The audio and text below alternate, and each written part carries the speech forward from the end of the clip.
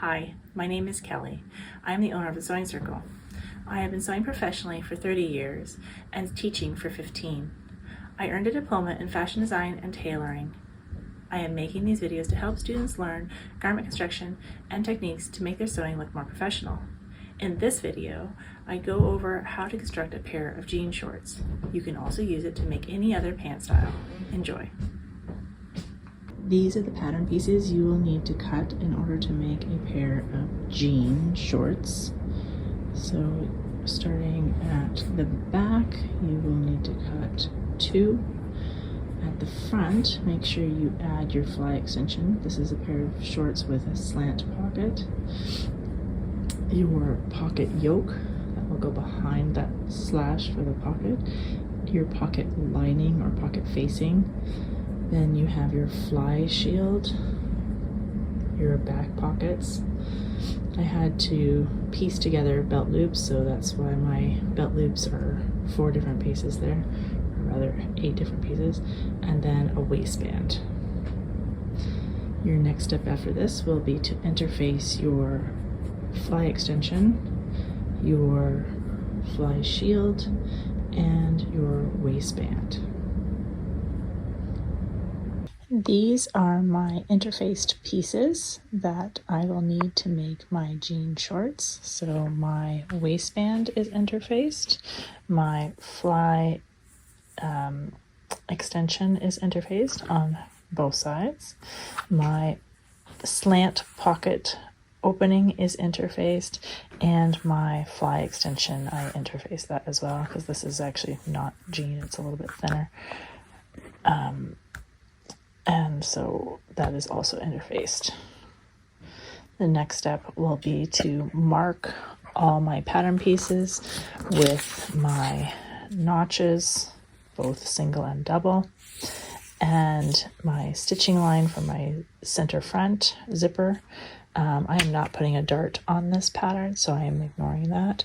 Make sure that you mark all your non-interface pieces as well with your double notches and your single notches so that you can match up your pieces later. These are my pieces that have now been marked with their notches. So instead of drawing the full triangle, I like to just put a line right in the middle of where that notch is going to be, and just make sure you mark both sides of the fabric so that all pieces are marked. Double notches get 2 lines right in the middle, and again, make sure both sides are marked. I marked my center front fold line, that's not a stitching line, it's a fold line, and all other notches on all other pieces. So the back notches are all marked, pocket notches are marked, as well as the pocket lining, and then that is all the pieces. Your next step would be to do edge finishing all around these edges to prevent it from fraying when washed. I do not finish the top waistband edges, and I do not finish the pocket opening edges. Everything else will be needing to be edge stitched all the way around, 1 layer at a time. So you're going to separate these, finish all the edges, and then return them back together so that you know what's what in order to start assembling. These are the serged pieces. So I serged my center front. I folded my crotch extension in half lengthwise and serged down the side and bottom. I also serged the inseam and center back seam, as well as the side seam of the back. You will wait and serge the other leg seam or out seam of the front until after your pocket is on. Your next step is to attach the pocket facing or lining to your pant front. So you'll take your pant pocket piece, your lining piece, and you will place it right sides together, matching your notches. Then you will pin it just like I've done so here. You are then going to sew this with a 3/8 of an inch seam allowance like I did here, then trim off any 1/8 of an inch of that seam allowance, which is called grading. It means that it will be less bulky here. You will then take this to the ironing board. At the ironing board, you will take your iron and you will iron this nice and smooth and flat. And then we are going to understitch it right here, right next to that seam that you just did, about 1/8 of an inch away from this seam. You want to make sure that no bubbles or pockets form like this. You want to make sure that's totally flat. You're going to be stitching the pocket facing and the seam allowance together. Do not sew your pant front. Now I have sewn or understitched right here that seam allowance to the pocket facing.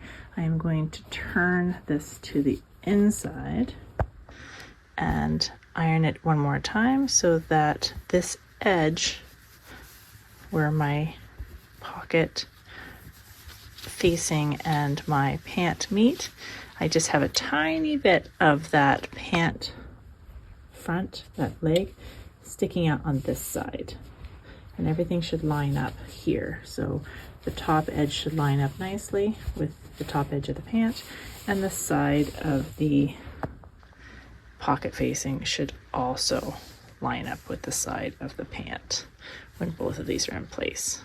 With that pressed to the inside, you can now top stitch this edge of the pocket so that you end up with that nice jean top stitching that most jeans have. You are now going to sew your pocket yoke after you have done your 2 rows of top stitching to the pocket lining. So see here how I got my 2 rows of top stitching. I'm going to take my pocket yoke piece. So I'm going to take the one that matches right side up, and I'm just going to bring in this down, and then you should have also marked your notches, so you should be able to match those notches together under here, and they should all line up nicely. And then that means that these 2 pieces, the pocket lining and the yoke, should be right on top of each other. So if I carefully pull this back, this should all be, oops, where's my lining? There's my lining. If I carefully pull this back, this should match up, which allows me then to sew down this edge and around, and then we'll do an overcast or an edge stitch to complete this to make it look good. So I just sewed around this curve with a 1/4 inch seam allowance, and then I use my serger to finish the edge of that, as well as my outside leg seam. And then I basted across the top, making sure that all of these edges were aligned. So the pocket lining, which you can no longer see, and the pocket yoke, which is in the back, and the front leg seam are all sewn together. It did create a small little bubble here, which is a little bit of curvature right here, and that's fine. That will give you a little bit of tummy room, hip room. It's not a bad thing to have a little bit of ease there. So that is how we finish the pocket. The next step is to put together your back pocket. So you are going to be putting your back pocket on the back of your pant there and there approximately. So we need to first finish the top edge and then press in the side. So you'll fold this in twice, top stitch it, and then you'll fold in your sides and top stitch that twice around. So I've brought my pocket pieces over to the ironing board. I first folded it in the top edge once, about just over a 1/4 inch, and then I folded it in a second time, encasing that edge. So when you fold it in that second time, you just want to make your new crease right at the edge of your fabric there. After you have done your top stitching on that top row, encasing this top edge to make it nicely finished, you are going to press in your edges to make your pocket ready to be sewn onto your pant. I find that if you just fold these edges in, like most patterns tell you to do, you end up with a very bulky, unattractive corner that is difficult to sew. So you're going to be folding this in about 1/4 to 3/8 of an inch. So you want, I do a little crease on both, or on all 4 edges here. So there, there, there, and there. And that gives me an idea of where this corner is going to be bulky and bad. So if you fold this in before folding in your sides, right where the point, like just outside where the point meets, that allows you to fold this in and it makes the corner less bulky. So I've already done it on this sample. So you'll see that if I open this back up, I folded in this corner first, just a tiny bit, and then folded it in, which makes us have a tiny little mitered corner here. This one is not quite a full miter, but it gives the same idea. Because the corner is less shallow, it doesn't give us the full miter, while this one almost gives us the full miter because it's almost 90 degrees, while this is way bigger than 90. So just a quick tip, fold that in first, then fold in your sides, then fold in your bottoms. Next, you will pin your pocket in place. I chose to pin mine 2 3/4 inches down and 1 5/8 inches in from the center back raw edge. I made sure I pinned all the corners really well. When you go to stitch this, do not use a double needle. Instead, do 2 rows of stitches so that you're going to get an edge stitch and then a top stitch right next to each other. The twin needle just can't get those points really well, so you want to make sure that you are not using your twin needle. I went back stitched here, went down along the edge using a 1/8 of an inch seam allowance, pivoted at all my corners. When I was getting to the corners, my stitch length wasn't always perfect to get exactly where I wanted to turn and pivot, so I reduced my length down so that I could take tiny stitches to get to where I wanted to be, and then I lengthened it back up to the stitch length that I had, then continued to each corner, went back up, over, down, and then repeated that process where I reduced my stitch length to get to where I wanted to be, pivot, pivot, and back up, across, and back down. So pivoting is when you put your needle down, lift your pressure foot, rotate your fabric as needed, and then lower your pressure foot and continue sewing. The first step to putting in your zipper is to mark your center front stitching line onto the right side of your fabric. So if you recall, this pattern did not have a fly extension. I added a 1 1/2 inch zipper fly extension there, and I made it 1/2 inch longer than where my zipper is going to stop. That's where this little part comes down to. So I want to transfer this center front line from the wrong side onto the right side. The easiest way to do that is to take my ruler and with my 2 pieces on top of each other to fold this back and then to mark right here with a marker. So like I said, you're gonna take a ruler, put that right on your line, fold these 2 layers back, and then just making sure that your ruler stays put.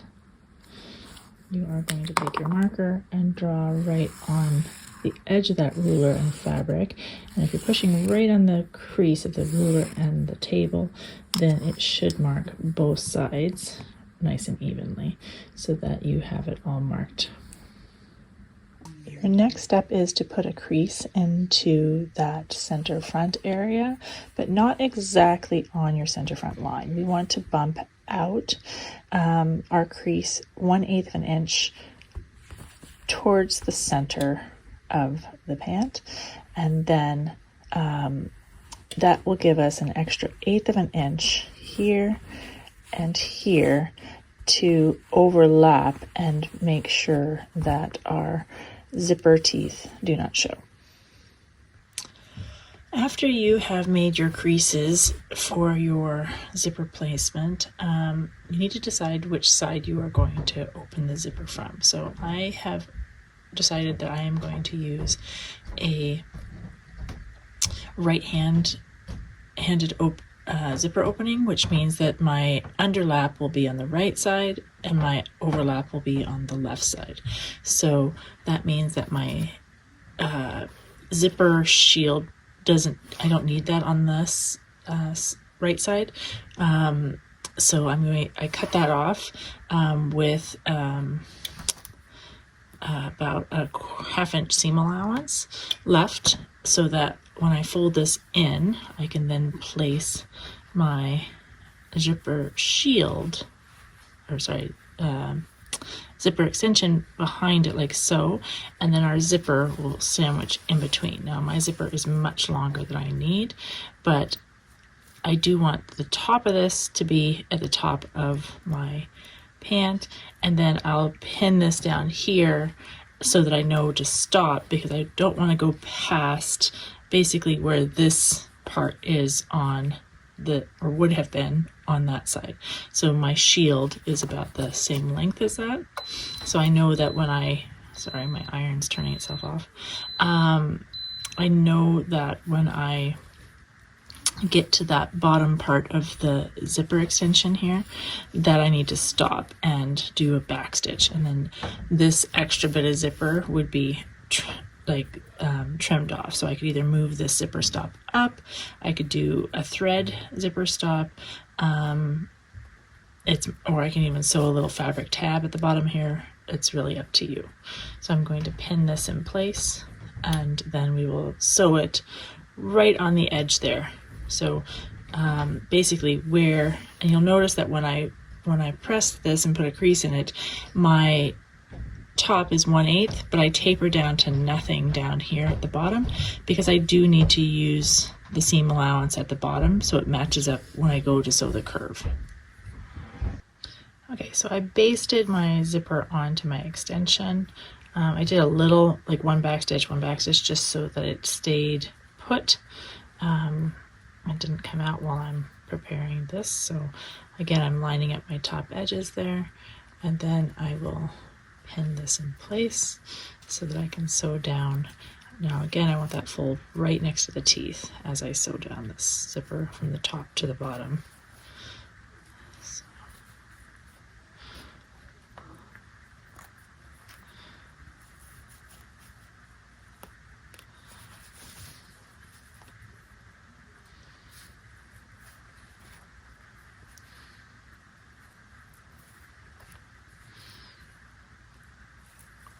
And here I'm going to put 2 pins to remind myself to stop. Before I can sew my zipper onto the pant, I need to stitch the center front seam from just below where the zipper is going to stop to where towards the inseam. I'm not going to sew all the way to the inseam because I want to leave this open so I can sew the inseam separately, and then finish this off in one big center front to center back seam. So I'm just going to stitch between these 2 pins and these 2 pins right on my seam allowance line, which in this case is 5/8 of an inch. Once that is sewn, flip it over and clip diagonally into this area so that this seam can later flip open and flat. So then our next step is to take this and turn it and pin it down like I did previously. So and then you're going to, oops, don't hit the camera. So I'm going to stitch right down this edge. So I stitched right down that edge, a little bit less than my 1/8 all the way down, and I tapered as close as I can get here. And so you can see that's right in line with the seam there. And when I bring this one over and overlap that center front line there, then I will have about 1/4 inch of coverage on the teeth at the top. A little bit less down here, but it'll still be enough coverage to keep that zipper in. You can also do it where the whole zipper is shifted over. You even go further with this, but I find that this is sufficient. So to get this, we want to sew this, but not through all the layers. So I'm going to pull back that front panel, holding down that zipper shield, and I just want to pin it to the zipper tape on the other side, just the shield and the tape together. So I'm just going to go through the tape and shield. Hopefully I can do this without it moving on me. If I get it 2 spots is all I really need in order to get it secure, and then I can move my hand and unzip it. Hopefully I've pinned it in a way that it can be unzipped. If I pinned too close, then I can't, but the goal here is to not pin it to the extension and just through to the shield, because I want to sew it just, or I'm going to baste it just to the shield here. Then, or sorry, I'm going to sew it twice to the shield, then I'll flip this in and top stitch. So not basting, but stitching both times. So I do like to sew from the top down. And I do 2 times on this one because this is always the one that comes out when whenever you take your jeans or anything in to be the zipper broke. It's usually because this side came undone or this side got weak because it wasn't sewed on well enough. Okay, so I did my 2 rows of stitching, so I only did that to the shield. So I just took it and I just stitched it with the zipper open and sewed it onto the shield. If you want to baste it and just make sure it's in the right place so that when you close it up it looks good, you can definitely do that before sewing it.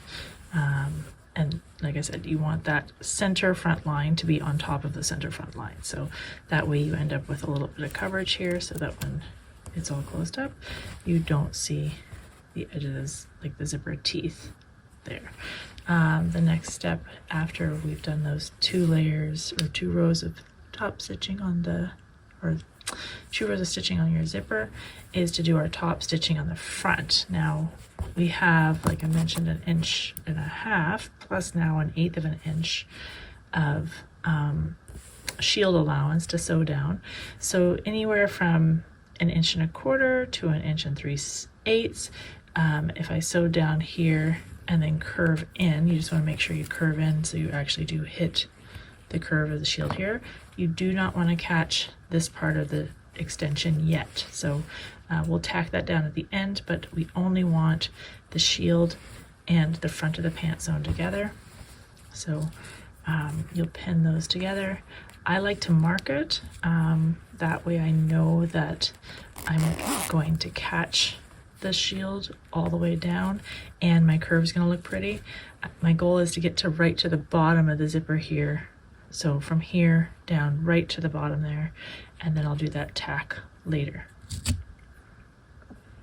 So I ended up marking mine with 1 and just over 1/4 inch seam allowance, about, yeah, just barely, like just under 1 3/8, all the way down. And then if you're don't have a pattern to mark this, you could use a jar lid, you could use anything that has a round edge that will give you a nice smooth round edge to make it look good, but you want to go from right to the bottom of the zipper. If you have your zipper that's exactly the length, your zipper stop would just be under here, so you don't want to hit it when you're sewing, but I remember have too long of a zipper, so I'll be trimming it off, but here I'll be stitching down. So I just did my top stitch here. Just a note, you will be going up and over your teeth here, so do take it slowly. If you have metal zipper teeth, you want to manually turn your hand wheel in order to get over those. You might not even be able to get over those at all, and I close my zipper for the last little bit just to get over those teeth. And when I did stitch this, my underlap side is showing just a little bit, but if you used a coordinating thread, that isn't going to be so bad. Here I will now do a bar tack, so I've put my extension back under, so I had this out of the way when I was stitching this top stitching, and now I'm bringing it back so that I can just catch it about 1.25 inches up from this seam. So I'm kind of measuring that diagonally, but right about here is where I want to put a little bar tack. So either a zigzag stitch or an extra straight stitch right there at the bottom. All right, so that's the last of the zipper. So I have bar tacked that down. I chose to do a very narrow zigzag stitch. I think my width was 2 and my length was like 0.4, 0.6, somewhere in there. So just got that done so that now I can trim this off. And because this is stitched down here, I don't have to worry about the zipper coming apart below there. So I can cut this right off. I'm not going to because this is a sample and maybe I'll want to reuse this zipper one day. But normally I just cut it off right there. If I want, I can do that zigzag stitch here, or I can move this up with a, carefully pry that apart with a pair of pliers and then move it back up into place. And that's it for the zipper. So now our center front crotch is mostly done. Like I said, we want to leave that inseam for later. In fact, that is what will be next. We will sew our side seams and inseams together. So right down the sides and our inseams. Okay, you are now going to sew your side seams and your inseams. So you're going to take your front and your back and you're going to put them right sides together. You will pin down your side seam and you will pin your inseam. So again, front to back, and then you will stitch that with your seam allowance down the edge. Now my pant here has a tapered leg, so that means that when it gets towards the bottom, it's narrower than what it is at the top. And so when I go to do my hem allowance, I need to pivot and go out just a little bit so that when this is folded up, it's not going to be short and be tight. I want it to be fitted. A pair of jeans only uses a 5/8 inch seam allowance and it's folded in twice. So if you're short, it's not as bad. As long as it's not too much, but if it's super tapered, then you might need to do this little flare out. So I come down, I pivot, and I come out again just a little bit. And you know on your pattern if that's going to work is if you flip up your leg piece and does it fit across or is it going to be short like that. So this pattern has that built into it, so it's good. So I'm just stitched down this side and now I'm going to stitch on the other side and my inseam across. Okay. Then once this is done, my next step will be to flip this all so that I can do from my bottom of my zipper where I stopped all the way up to the center back seam, up that stitch up that side. Okay, so I have stitched my side seams together, and then I chose, since this is supposed to be a prototype for a pair of jeans, I did 2 rows of top stitching, or 1 row of edge stitching, 1 row of top stitching. So together that looks like a twin needle down the edge of this. You could actually use a twin needle if it's strong enough to get through there, but I just used my regular sewing machine needle and did it twice. You're going to press that seam towards the back and then do that. I also sewed my 2 inseams together, and now I can match up that seam and finish sewing my center back, and then I can do an edge stitch all along that. The easiest way I find to get access to this crotch seam is by tucking one leg inside the other, which creates this U of the crotch. So with everything right sides together, obviously. I'm going to just continue from where I left off when I was doing the zipper. This seam allowance gets pressed toward the back. You can also top stitch that like a pair of jeans if you like, but I find that it's too hard and uncomfortable to do. I do like to do this out seam before I finish the inseam because then you can open it up and have it completely flat, but I don't bother doing it on the inseam. So I'm going to match these 2 seams exactly on top of each other, pin it in place, and sew right up the back side from the front. And then I might do an edge stitch just to hold this down. So that little clip that we did back when we were doing the zipper, the seam will then flip this way and you can edge stitch the whole thing down if you like. Okay, so starting from just under the zipper, I stitched this seam all the way around to the back, and then I did an edge stitch all the way through and up the back side. So you could make that a double top stitch as well, just like all the other ones, but I'm gonna stop there with that. And so our next step would be the belt loops and the waistband. So my waistband is just a little bit bigger than my waistband allowance to allow the waistband to extend into this zipper shield, and then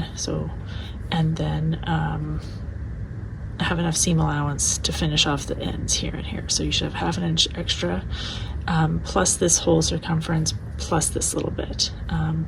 Waistbands are an exact fit, so you don't want to add ease to your waistband because it's just going to slide down because of gravity. So you want it to be your waist measurement, not squishing you, but not at all loose, like just perfect. And I know that's hard to do when our waists vary so much just by eating, but you want to try to get it as close as possible to what is kind of your mid-range. So the next step is to put on your waistband. So leaving a half inch sticking out from your zipper area, you'll start pinning your waistband all the way around.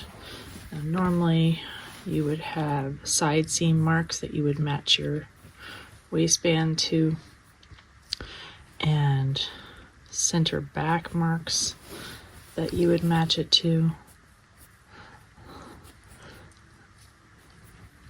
and a center front mark that you would also match it to. But since this is again a sample, I just cut a piece of waistband material that was the exact same size as my waist, plus an extra inch, so to get that half inch on each side to overlap. Your next step after you're going to sew this all the way around with a whatever seam allowance you gave yourself. I gave myself half an inch. Just make sure that when you get here where you have your zipper overlap, that you make sure that these two line up before you start sewing. So like put a pin horizontally here and here, and close your zipper and see if they line up. I had to move my underlap side down this much. You can't just sew it with a deeper seam allowance, that will make your waistband smaller. So you want to make sure that you end up actually moving it down and still sew with the same seam allowance all the way around, so you end up with the same size waistband. Your next step is to temporarily fold your waistband seam allowance down towards the pant and place your waistband inside out so that we can sew across this end. You don't want to sew past this stitching line. That'll make it trimming and turning a little bit harder. So you just want to sew right down this line, in line with this fold. So this overlap fold, just straight down. And then again, repeat that on this side. Fold your seam allowance down towards your pant, and then flip this back and stitch right across here, keeping it in line with this fold. Even like a 1/16 of an inch wider than the fold will allow you to turn it nicely. Is better than going over the fold or too much in. Okay, so once you have sewn this down, you're going to need to turn it to the inside. I find that most of the time when I have to turn a corner, I don't like clipping it. It actually, cutting the corner makes it weak, and I just do something that I call a fold and hold. So I fold it exactly where I've sewn it and turn it and hold it until I get it turned, and then that way it turns right side out. So I just stick my thumb inside right to the corner as tight as I can, fold it and hold it and turn, and then that makes a nice corner. What usually makes a corner ugly is that it's bulky from the seam allowance being bunched up. So if you keep the seam allowance flat, it won't be bunched up and it makes a nice corner. However, down here, there's just too much going on. You have your waistband, front seam allowances, you have your pant seam allowances, and it's just too much. So I do like to reduce the seam allowances a little bit. So not getting too close to my stitching, about 1/8 of an inch away at the closest, maybe even 1/4. I'm just going to reduce some of that bulk, and I'll take a tiny bit out of this corner and even a tiny bit out of that corner. That way when I go to turn all of this part in, it will be less bulky right here. Now when we turn this in, we want to keep enough of it so that we're just covering up your stitches from before. You're going to need to be top stitching this since this is a prototype for a jean. And I'm pinning that from the right side, even though it's not the best side to be pinning. Ideally, pin it from this side, baste it, then take it out and top stitch it. It will make a much nicer waistband than doing this for your first time. This is tricky, and usually it's the last step, so people are sick and tired and want to be done. So don't rush it. It does take time, and do it because it's nearly the last step. After this, belt loops. I just finished pinning the waistband. I pinned it in an area that we call the ditch. So normally you would stitch in the ditch on a pair of pants, and that would secure the waistband all the way around. But as this is a denim prototype, I am going to be top stitching all the way around. So I'm going to do right on the edge here, and then up and around and back down again.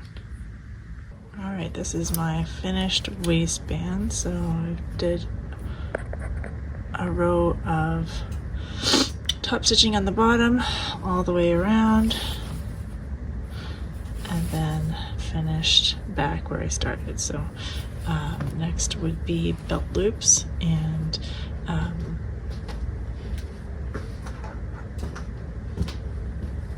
the button and then the hem.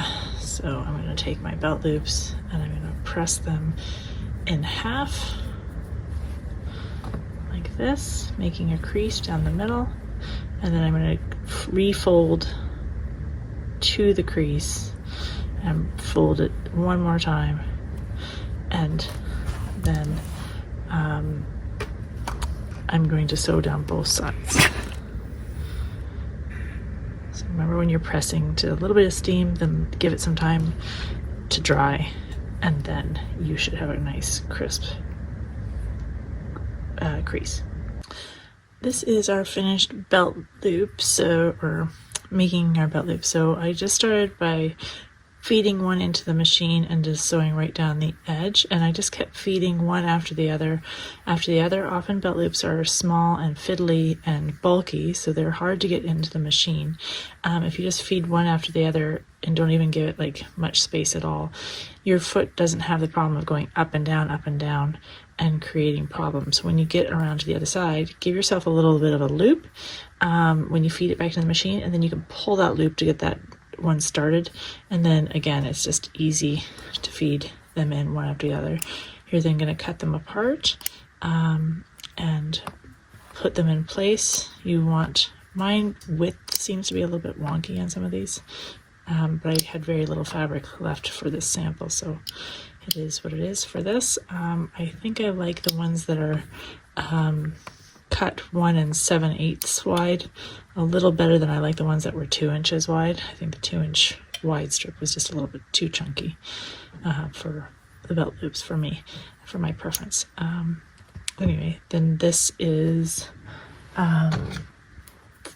just over 3.5 inches long by 1 3/4 inches wide, or 1 7/8 inches wide. And then we'll sew them on. In placing your belt loops, I want you to note that it does sometimes look a little bit off center because your center front is here and you want your belt loop spaced from there, but it can look odd because of this top stitching line. So if you even measure your own pants, you'll find that they're not exactly the same distance from that center front. Sometimes they'll measure from where the buttonhole is, but this I have it as 3 and 1 or 2 3/4, and then I have it 2 3/4 from this side and 3 from that side, just to give it a little bit of visual balance, even though it's not actually balanced. And then I pinned the last 5 on the back, so I actually am only using 7 belt loops. You're going to stitch here first on all 7 of those, and then flip it up and in, and then top stitch across that top. This is going to be the most difficult on your machine because it's going through 4 layers of belt loop plus 2 layers of waistband and interfacing if you interfaced it. All right, so this is your last, so this is the belt loop sewn on. So there's actually 8 layers of belt loop that you're sewing through. If you have the ability to move your needle into the right needle position, it will actually give you more feed dogs to hold on to the fabric and move that bulky fabric through and finish your belt loop. So I did forward, back, so 4 layers of stitching there just to make sure it's nice and secure. I stitched these first, folded it, measured each one to make sure it's the right length, and then top stitched. And then your next step will be to do the hems. Last step before they're finally done, and other than putting my button on, I want to mark my hem. So my hem allowance is 1 1/4 inch. So I'm just going to slide my seam gauge to 1 1/4. That makes a perfect doubled hem for like a jean. So I'm just going to mark it all the way around at 1 1/4, about every 3 or so inches on the right side. And this will allow me to press on that line, forming a crease, and then I will press it again with the raw edge tucked into the crease. So that is how I'm going to prepare my hem. I am a strong believer that if you do a good job measuring and preparing your hem, like making sure that the edge here is all straight and cut evenly, and then measure it well, then press it well, you should have no problem sewing from the right side of the garment, so this side, all the way around, forming your hem. This will mean you'll end up with a much straighter looking stitch, and as always, those needle threads are better looking than the bobbin threads, and so they will appear nicer than your bobbin threads. Okay, to do the hem, which is our last step, I have my shank button in place already.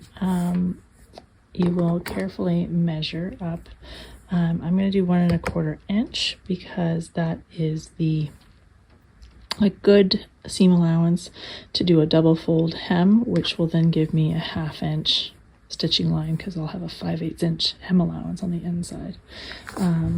Okay, so to do that, you will measure all the way around your 1 1/4 inch. Mark that around. You want to be consistent with your marking.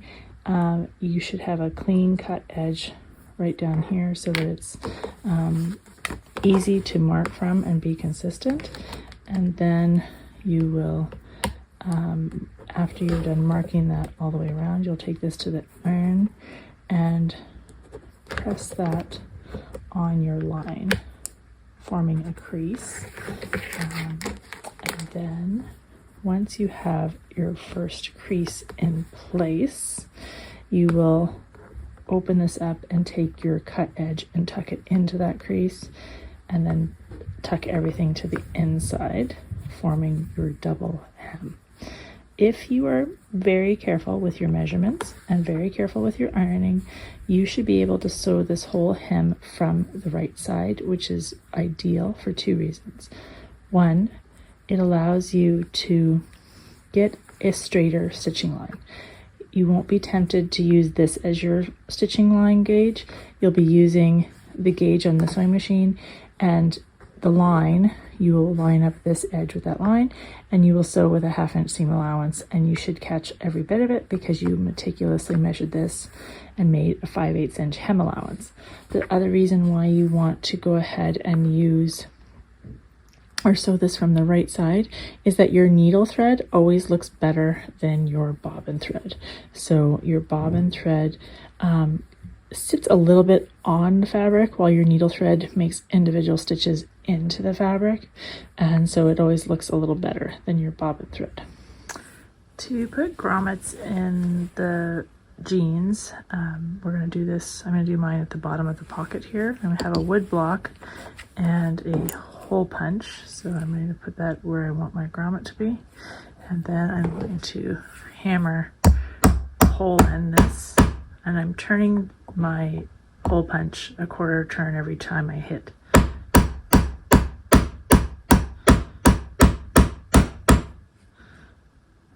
Not yet.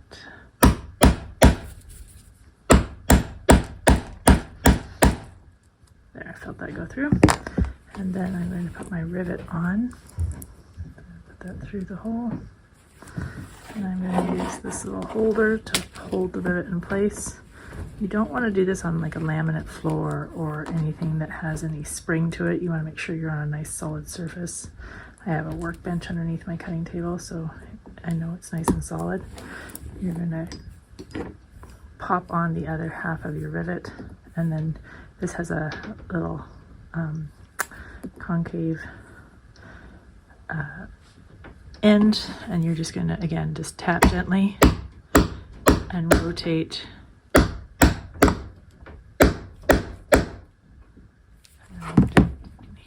Hear that it went solid there, and then you have your rivet in place on your bottom of your pockets. So you can have fun with these. You can put it at the top of the pockets as well, wherever you want rivets. I chose to use a keyhole buttonhole for my jean buttonhole. Many of you don't know this, but your machines often come with a hole punch tool, and it's ideal to make the hole at the top of that buttonhole. So just get yourself a wood block. Don't do this on concrete or counter spaces, you will damage them. And with a single layer, you are going to put this here, and then just hammer that down in place, rotating it a quarter turn every tap. Just ensures that you get a nice clean cut, and then you can use scissors to cut the rest of that. You can also then zip up the pants and then mark your buttonhole placement. So I'll just take that and I'll just mark it, and then it'll be a little dot on that side. This is the type of button or rivet button that many jeans have. So they has a nice metal shank on the back, and then that goes on the top piece here. It'll go right where you put that mark, and then you'll probably have to make a hole with your hole punch to get this through. I tried my awl and it's just not big enough, so you're gonna have to punch a hole through there, and you pop this through the back side. Now this one has a little gemstone on it, and it should have come with a little kit to inset, like not this, but something like this, that would inset it and protect that little gem from getting damaged. Since it didn't come with one, I might put this, like put a piece of leather here and then put that on top. That'll protect the surface of this and hopefully the gemstone. And then I'll just hammer that on from the back side, this piece, until it goes into the hole on that side. So that has like a little bit of plastic on the inside that then squeezes, and this has little grooves in it. It is pretty easy to damage this, and I only have one, so I'm not even going to bother doing it. I'm just going to put a regular button on, because if it doesn't work, then I have to take it off and get new ones anyway. So it can be finicky. I had some trouble when I was doing the rivets earlier. The brass ones were quite flimsy and broke quite easily, so I ended up using these ones instead, which were a little bit more durable. That's it. Those are your finished pants with the hems complete. I did some water on that marker so that marker line disappeared, and so your jean shorts are all, sample is all done with everything complete. Belt loops, back pocket details. You could always add more rivets to your back pockets if you wanted to add more rivets. And sometimes it's top stitched down this center front seam, just like I top stitched here. You could add that detail as well. But yeah, overall, I think this is a pretty good sample of how to make a pair of jean shorts.